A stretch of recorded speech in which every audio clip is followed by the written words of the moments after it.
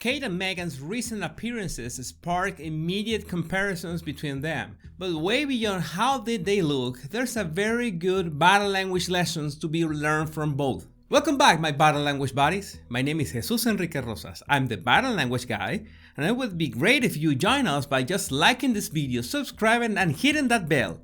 Let's get down to it. I get this question every now and then. How can I project confidence? What is the best way to present yourself in a business setting, for example?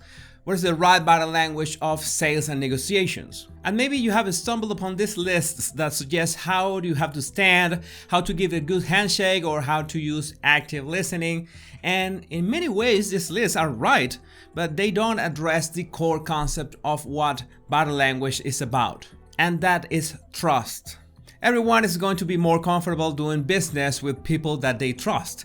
And that's when concepts like being in control, looking confident, and be joyful are critical for that business image. In the case of Kate and Meghan, we're not exactly talking about business, but both of them are doing service. They have foundations, they work with charities, and that kind of value that they offer requires the same brand image work, both personal and corporate. Now I'm going to ask you a question and I want you to think about it before giving you what is my answer to that, what is my point of view. When you look at Harry and Meghan on one side and you look at William and Kate on the other, which couple do you think appears more confident, which couple looks more in control? And not just in these pictures, but in general, all the appearances that you can remember. I know that the first answer that you're going to come up with is subjective. That's part of the exercise, and that's precisely it's so important. But you have to think about it, and before giving the answer, there's another factor that we should consider. You might think that since we're in the times of social media and the internet, and the personal face of businesses and foundations have become a trend. Like, you could not think about Apple without thinking of Steve Jobs, or think about Amazon without thinking of Jeff Bezos, and so on. It's like the personal brand of the head, in this case, the CEO, becomes part of the brand of the company. And that's great because it doesn't matter the size of the company. Getting to know the person that is in charge gives some humanity to the organization itself. Well, the humanity part can have broad interpretations, but bear with me in this. Both Kate and Meghan are the faces of their corresponding foundations, and they transfer their own personal brand to their organizational brand. And everything would go smoothly if not because this big problem arises. There comes a time when it's really difficult to define when does the personal brand end and where does the corporate brand begins. For example, you might be aware of all the times Elon Musk has used his personal Twitter account and a couple days later he's had to do some damage control with his shareholders. Now, what does this have to do with body language? And it has everything to do because this risk that arises from the blend between personal and corporate image brings the concept of compartmentalization. You have to do your best to divide your personal brand image, the one that refers to you as a person, from the one that defines you as the head of your business or as a professional. And I'm going to use Kate as an example. When she appeared with that golden dress at the No Time to Die premiere, what do you think, what kind of brand image was that? That was her personal brand. That was she as a person. Yes, she is representing the royal family, but she's not doing work for her foundation at that moment. On the other hand, if you see Kate in her foundation's activities, then you are looking at her corporate brand. You can see that there is a well-defined separation between both. There's a compartmentalization of both images, each in their own time and space. And that's one of the reasons why the dress was so talked about, because it was such a huge contrast with the more discreet attires of her everyday work. In other words, compartmentalization helps people perceive the difference between the personal brand and the corporate brand. That separation can help a lot with personalities such as Richard Branson, who you can see doing crazy things and at the same time has all the business bragging rights. And this is something that has plagued Meghan's appearances, both in her 40x40 video and her New York City visit. We are not sure where the personal brand ends and the Archwell Foundation work starts. And I'm trying to be as constructive as I can here. But this has already happened more than once and her PR team is not getting the message.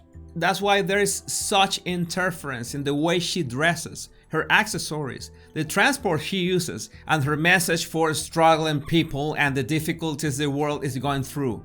Since there's no clear difference between Meghan's personal and corporate brand, she's destroying both at the same time.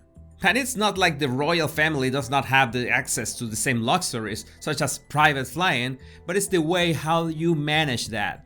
So how do you apply this in the realm of body language? Well, try to imagine this. You decide one day that you're going to quit your job and you're going full-time with a travel vlog. You're going to invest all your savings. You're going to travel to interesting places, documenting everything on video and uploading it to the internet. Sounds like a great plan, right? You're going to enjoy traveling while you work. And that last sentence is a problem, because when you are trying to enjoy the places you're traveling, you remember that you have to take out your camera to set up shots. And then when you make it to your hotel room, you have to look for good Wi-Fi. Maybe you're trying to edit in a laptop and it's not as efficient, and many other factors. What happens is that you're neither enjoying the trip nor working efficiently. You're trying to do two things at the same time. And that's what happened with Meghan. She keeps blending personal and corporate brand, causing interference between them. Then what happens in business body language? How do you build trust by projecting warmth and confidence? You usually are talking to one person, whether it's in person or online, whether it's networking or an interview or a meeting, and you usually have the business goal in mind.